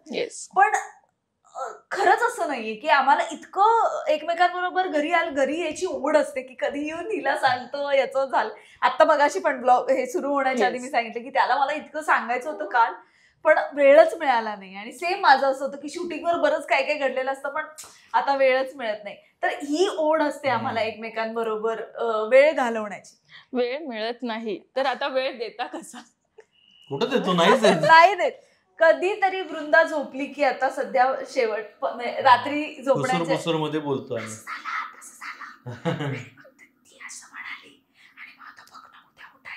या आवाजात आमचं आजकाल कॉन्व्हर्सेशन चालू असतात. तिचे सध्याचे डायनामिक्स खूप बदलले मुलगी असल्यामुळे. पण बाकी आम्ही खूप गप्पा, म्हणजे आम्ही सुरुवातीला सुद्धा आम्ही असं पिक्चरला वगैरे जायचं असायचं तेव्हा असं व्हायचं की 2 तासांनी सिनेमाचा शो आहे, आपण तिकीट तर काढून बसलो, तर 2 तास काय करायचं, आणि ते 2 तास कसे गप्पांमध्ये निघून जायचे कळायचं नाही. घरी पण होतं 3-3 तास गप्पा मारत बसायचं. 3 तास. जस्ट इमॅजिन, दोघं नवरा बायको, काही नाही, टीव्ही नाही चालू, चहा नाही पितो, काही नाही, फक्त पाणी पण नाही प्यायचो मध्ये. इतके 2-3 तास आम्ही गप्पा मारत बसायचो. पोल सपाट माणसं. त्यामुळे ते इतकं काय म्हणतात ऑर्गॅनिक आहे, मैत्रीच ऑर्गॅनिक आहे. त्यामुळे घरनं तसं काही फार, तुझा प्रश्न तो होता, आपण गलतीकडेच गेलो, तर घरनं काही फार ड्रामा नाही झाला. लग्न लावायची पद्धत आणि या सगळ्या गोष्टींवरनं थोडं खूप सरफेस काय. तिचे वडील खूप समजूतदार आहेत, फारच शांत आहेत. तिची बहीण आहे ती आता मला तीच सांभाळतीये, ती पण आहे समजूतदार. नाही पण नाही, काही ड्रामा नाही, काही प्रॉब्लेम झाला नाही, त्यावेळेला मजाच आली. आता वृंदा झाल्यावर या मित्रमैत्रिणीच्या नात्यात किती बदल झालाय? मैत्रीण बदलली आहे? मैत्रीण लक्ष नाही देत माझ्याकडे फार. मैत्रीण पण माझ्याकडे एक दुसरी मैत्रीण आली आहे ना, त्यामुळे तिच्याकडे आम्ही दोघे मिळून लक्ष. मित्रात किती बदल झाले? तसं मित्र आहे तसाच आहे, फक्त मला मित्राला वेळ देता येत नाही आणि मी तो मित्र मिस करते. म्हणजे मला असं होतं की ठीक आहे, पण तिचं बालपण आहे ते मला मिस नाही करायचं, कारण की मी दुसरा चान्स वगैरे काही घेणार नाही बाबा. तर आणि ऑलरेडी 35ला ती झालेली आहे, त्यामुळे मला असं की मी जेवढं तिचं घेईल ना, हा आहे माझ्याबरोबर, ती मोठी होणार, अशी झपकन मोठी होईल आणि मग मला ते नाही मिळणार. त्यामुळे तिचं जेवढं बालपण मला सोकीन करता येतंय काम करता करता, तेवढं मी सगळं करते. म्हणून तो म्हणतो ना, मी सगळं खूप मल्टीटास्किंग, मी तिलाही तेवढाच वेळ देण्याचा प्रयत्न करते. म्हणजे मी शॉर्टकट झाला की मी लगेच येते, तिला फीड करते, तिला घेऊन बसते. श्वेता म्हणजे माझी ज्या आहे मुलगी, तिला म्हणते की तू थांब, तू बस, तू फिरून ये, मी घेऊन बसते. मग मी काय अर्धा-पाऊण तास, तर एवढं सगळं मी करत असताना मला फक्त तो मिस होतो. पण आम्ही काढतो वेळ. म्हणजे आता थोडासा आज कसा वेळ मिळालाय, तर मग असा वेळ मिळाला की आम्ही पटकन कॉफीला जाऊ, मग स्टारबक्स मध्ये जाऊन कॉफी प्यायली, काही केलं, खाल्लं, लगेच आलो घरी. जाऊ दे आता 7 वाजले, चला निघा, कारण की तिची वेळ झाली आहे. तर असं मग करून आम्ही वेळ काढतो. अनेकांना प्रश्न पडतो की मोनिका वृंदाला कशी वेळ देते. तर खरंच हे आम्ही बघितलंय, जेव्हा शॉर्ट कट होतो तेव्हा मोनिका पळत पळत वृंदाकडे जात असते. मला सांग, हे सगळं आता हे सगळं सुरू असताना अनेक जण तुला असं म्हणतात की मोनिका दाभाडेच लावते आणि मोनिका कुलकर्णी जे नाव आहे ते लावत नाहीस. सो अशा प्रेक्षकांना काय सांगायचं की म्हणजे मला असं वाटतं नाव लावणं इतकं महत्वाचं नसताना हे असं बोललं जातं. हे बघ, प्रत्येकाचं अपब्रिंगिंग वेगळं असतं. तुला पहिली कॉमेंट नाही याच्या खाली येणारे की आजकालच्या मुलींना जुन्या पद्धती ऍक्सेप्ट नाही करायच्या वगैरे वगैरे. पण ह्याचं पहिलं वाक्य माझं असं आहे, माझे वडील यांचं आडनाव आहे दबडे. त्यांचं आडनावच मी कॅरी करणार, कारण की ती त्यांनी मला दिलेली आयडेंटिटी आहे. चिन्मय माझा नवरा आहे ही माझी वेगळी आयडेंटिटी आहे. पण मी माझ्या प्रोफेशनल लाईफमध्ये मी उभी जी साच्यातून झालेली आहे ती माझ्या वडिलांपासून झालेली आहे, माझ्या अपब्रिंगिंग मधून मी तयार झालेली आहे. तर ती आयडेंटिटी मी नाही सोडू शकत आणि त्यामुळे मी माझ्या वडिलांचंच नाव लावणार. त्यांनी मला शिकवलं, त्यांनी मला मोठं केलं, त्यांनी मला घडताना बघितिलं. आता मी नवऱ्याच्या घरी जाऊन त्याचं हे करणं, तर त्याच्यासाठी माझी मुलगी आहे ना, तिला मी संस्कार देते, तिला तिचं आडनाव देणार आहे आणि आम्ही एकत्र आहोतच की, सेपरेट थोडी झालेलो आहोत. तर माझ्या वडिलांनी मला जी दिलेली आयडेंटिटी आहे ना तीच मला माझ्या शेवटपर्यंत कॅरी करायची. हे फक्त प्रांजळ मत आहे. याच्यावर खूप लोकांचं असतं की अरे मग नवऱ्याची आयडेंटिटी, ते तर आहेच, ते त्याचंच स्वरूप माझी आहे ना वृंदा. पण माझ्या वडिलांनी मला जे दिलंय ते मी नाही विसरू शकत आणि ते मी आयुष्य म्हणजे मी माझ्या कोणत्याच लिगल डॉक्युमेंट्सवर आडनाव चेंज नाही केलेलं आणि ते मी करणार पण नाहीये. म्हणजे लिटरली आमचं आता बर्थ सर्टिफिकेटच्या वेळेसही खूप प्रॉब्लेम झाले होते. वृंदाच्या आजकाल आईचंही नाव लावतात, मग वृंदा मोनिका चिन्मय कुलकर्णी असं झालं. पण मग खाली वृंदा मोनिका दबडे का येत आहे, तर मग सांगितलं की आईचं आडनाव नाही चेंज केलं. अरे का नाही केलं, तिला नको. इतके बरेच प्रश्न येतात, पण ते आम्ही पहिल्यापासूनच टॅकल केलेलं आहे आणि याची कधी डिमांड नव्हती, त्यामुळे प्रश्नच नाही आला. एक शेवटचा प्रश्न विचारेल आता. मोनिका, त्या जुन्या मित्र चिन्मयला थँक्यू आणि सॉरी म्हणायचं असेल तर काय म्हणशील? आणि सेम प्रश्न त्या जुन्या मोनिकाला थँक्यू आणि सॉरी म्हणायचं असेल तर काय?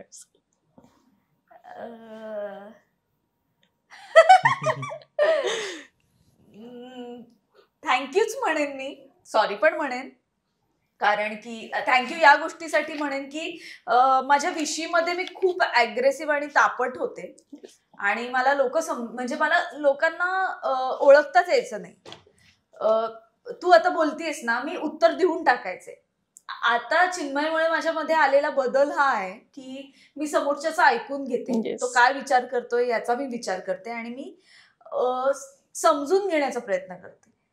हा माझ्यामधला बदल मला जाणवतो, त्यासाठी याला थँक्यू. आणि सॉरी यासाठी की मी खूप जुन्या गोष्टी आठवून जो सगळ्या बायकांचा प्रॉब्लेम असतो तोच, की जुन्या गोष्टी आठवून बोलणं की तेव्हा तू तसं केलेलंस, तेव्हा आणि तारखेसकट ह्याच्या सकट ते बरोबर लक्षात राहतं माझ्या. सो ते आधी मी खूप करायचे, त्यासाठी सॉरी.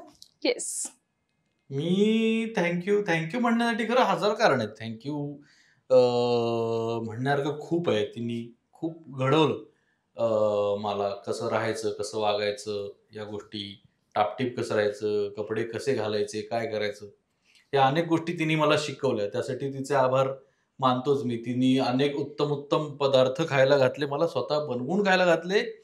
अनेक गोष्टींचं इंट्रोडक्शन तिने मला करून दिलं. म्हणजे छोटी गोष्ट आहे, सबवेमध्ये ऑर्डर कसं करायचं हे मला माहित नव्हतं. मी ज्या बॅकग्राऊंडमधून येत होतो, मला सबवेमध्ये ऑर्डर कसं करायचं, स्टारबक्समध्ये जाऊन कसं काय कॉफी मागायची, काही माहित नव्हतं. हे सगळं मला तिने शिकवलं.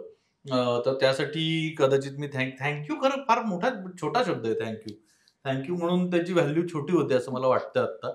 पण स्टील थँक्यू म्हणायला काही हरकत नाही. त्यामुळे थँक्यू त्यासाठी म्हणू शकतो. आणि सॉरी तर काय, सॉरीसाठी खूप कारण आहे.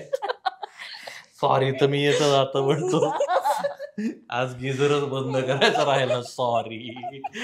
आज लाईटच चालू नाही, मन्यालिली घरीच आहेत. अरे लाईट, कचऱ्याचा डबा नाही ठेवला, सॉरी.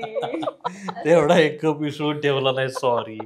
ते मी रोज म्हणत असतो. त्यामुळे ते कधी तू हे मला कधी फोन करून विचार की आता तू कशासाठी सॉरी म्हणायचं तुला, म्हणून गेला तर माझ्याकडे काहीतरी कारण असेलच, काही ना काहीतरी. सो असाच एक गेम आणलाय मी, ओहो. Devil and angel. Okay.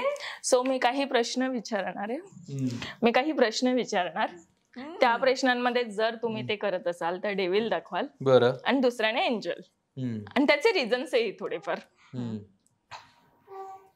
So सगळ्यात जास्त कोण भांडतं? येस, जे करत असेल त्यांनी डेव्हिल. हा, मग तू डेव्हिल दाखव. म्हणजे भांडणाची सुरुवात इथूनच होते. नाही, कारण मी असतो, बोलते ती. आणि कारण असतं, आता त्यांनी स्वतः मान्य केलं. कामचोर कोण आहे? तू वर चाललाय, सॉरी. घे सॉरी, आलं तुला पण. अटेन्शन सीकर कोण आहे? दोन्हीचा आवाज आला. अटेन्शन सीकर असं कोण नाहीये, नाही. कोणी नाही. ओके. फुडी कोण आहे? दोघेही त्याच्यासाठी डेव्हिल दाखवायचं. येस. हा, डेव्हिड. डेव्हिल. वा. मुडी कोण आहे? आळशी कोण आहे? भयंकर. आता खरं तर हे पण वर घ्यायचं मला कंटाळा झाला होता, पण मी कुठे जायचं असेल तर तयार व्हायला उशीर कोण लावतं? काही बदल मी खूप वेळ लावतो आवरायला. म्हणजे मी तयार असते, अगं तयार, मी मुलगी तयार असते, आणि चिन्मय चालू. असं काय नाही, दरवाजाच्या बाहेर पहिले मी जातो, पण मी ती उठायच्या आधी मी अर्धा पाऊण तास उठतो, माझा आवरतो, आरामात करतो, आणि मग मला असं वाटायला लागलं की आता माझं होईल बरं का आवरून, मग मी तिला उठवतो, मग ती 3 मिनिटात रेडी असते. रिलेटिव्ह सोबत गप्पा मारायला कोणाला जमतं जास्त? जमतं तर तिलाही जमतं. मलाही जमतं. जमतं डेव्हिल ना. ओके. घरातलं लाडकं कोण आहे? घरच्यांचा, तुमच्या घरच्यांमध्ये घरच्यांचं लाडकं कोण आहे? दोघेही आहे. वा. तू आहेस? हो, मग ती काय सांभाळते वृद्धाला. आहे. काम वाढवतं कोण सगळ्यात जास्त? वाढवतो मी. हो, वाढवतो. प्लीज, म्हणजे कमी तर डेफिनेटली करत ते नाही, मग तसं तर तू पण काम वाढवते ना. काय वाढवते? तर ते सांगता येणार नाही असं, पण वाढवते. येस. घरात पसारा कोण जास्त करतो? पसारा ते मी पण नाही करत पसारा. चिन्मय, कपडे आत्ता बोललो आपण. एक टी शर्ट आणि शॉर्ट्स फक्त. बरं ठीक आहे. हो. फोन ऍडिक्टेड कोण आहे? मला सर मीच आहे. मी भयंकर ऍडिक्टेड आहे. ओके. लय मजा येते रील बघायला मला. तासन तास. मी किलोमीटर वरती स्क्रोल आणि करतो. त्याच्यावर उत्तर असतं, तू काम कर, तू ब्लॉगचं ते काय झालंय, आणि माझं सुद्धा तू फोनवर टाइमपास करतो आणि तू मला म्हणतोस की काम कर. कामच आहे माझं, ते कॉन्टेंट पाहिजे ना आपल्याला. शॉपिंगला कोणाला जास्त जायला आवडतं? आता तिथं तुला डेव्हिल दाखवलं. पण हा ठीक आहे, फार नाही, पण नाही, मी ठीक पण आहे. शॉपिंग ऍडिक्ट नाहीये, पण ठीक आहे. पण मला माझ्यापेक्षा आवडतं. जास्त ती अनॉइंग कोण आहे? अनॉइंग. मी अनॉइंग नाहीये. कोणासाठी? एकमेकांसाठी नाही होत. नाही ग, Okay. annoying नाही होत. आम्ही दोघेही छान आहे. तू माझ्या बरोबरही गप्पा मारत Yes. बसू शकते, त्याच्या आम्ही एकमेकांना पण खूप एंटरटेन करतो. नॉनस्टॉप बडबड कोणाची असते? ते जाऊ दे. विसरभोळा कोण आहे तुमच्या दोघांमध्ये? रोमॅन्टिक कोण आहे? मीच आहे त्यातल्या त्यात. हा. त्यातल्या त्यात. जेलेस किंवा इन्सिक्युअर लगेच असं कोण होतं? एका नाही. ओके. आणि शेवटचं एक, पहिलं सॉरी कोण बोलतं? काय म्हणायचं याच्यात? सॉरी या, मी दोन्ही गप्पा दाखवतो. बस, पटकन सॉरी येत नाही. तू सॉरी म्हणतेस? सो आता हा फ्रेंडशिप डे, आणि मला असं वाटतं हा फ्रेंडशिप डे सोबतच 50-50 शिप जी असते ना, ती पण ती तुमच्या एकदम करेक्ट, अगदी correct. Yes. So friendship day आहे, सो रिच्युअल प्रमाणे हो. दोघांनी एकमेकांना अरे वा, क्या बात आहे.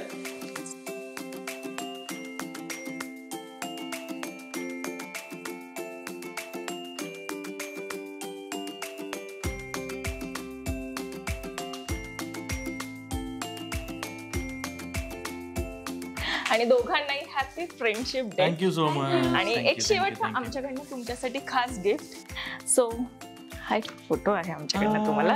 त्याच्यावर तुम्हाला दोघांनाही एकमेकांसाठी काहीतरी लिहायचंय. ओके. तू असा जवळी राहा, कारण माझी स्ट्रेंथ आणि माझा एक काय बूस्ट इज चिन्मय. सो असाच राहा आणि असंच आपण एक एक गोष्ट कॉन्कर करत जाऊ. डन. आणि मी असं लिहिलंय, मोनिका तुला तुझ्या सर्व इच्छा आकांक्षा पूर्ण करण्याची शक्ती मिळो. शुभेच्छा द्यायला मी सोबत असेनच. सो मला असं वाटतं की थँक्यू सो मच तुम्ही दोघं एका कॉलवर आणि खूप दिवसांच्या चॅट सॉरी पण असंच आपण छान छान गप्पा मारत राहू नंतर काय कोणत्या सेगमेंट मधून. येस नक्कीच. आणि जी ही तुमची 50-50 शिप आहे ती आम्हाला खूप आवडली. आणि थँक्यू सो मच आणि once again happy friendship day तुम्हा दोघांना. आणि या प्रेक्षकांना तुम्हाला काय सांगायला आवडेल?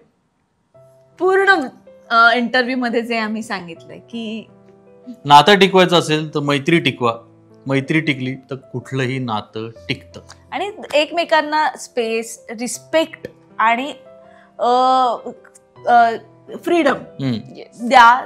ते नातं टिकून राहतच. आणि हे होते यांच्या चॅनलला सबस्क्राईब वगैरे करा.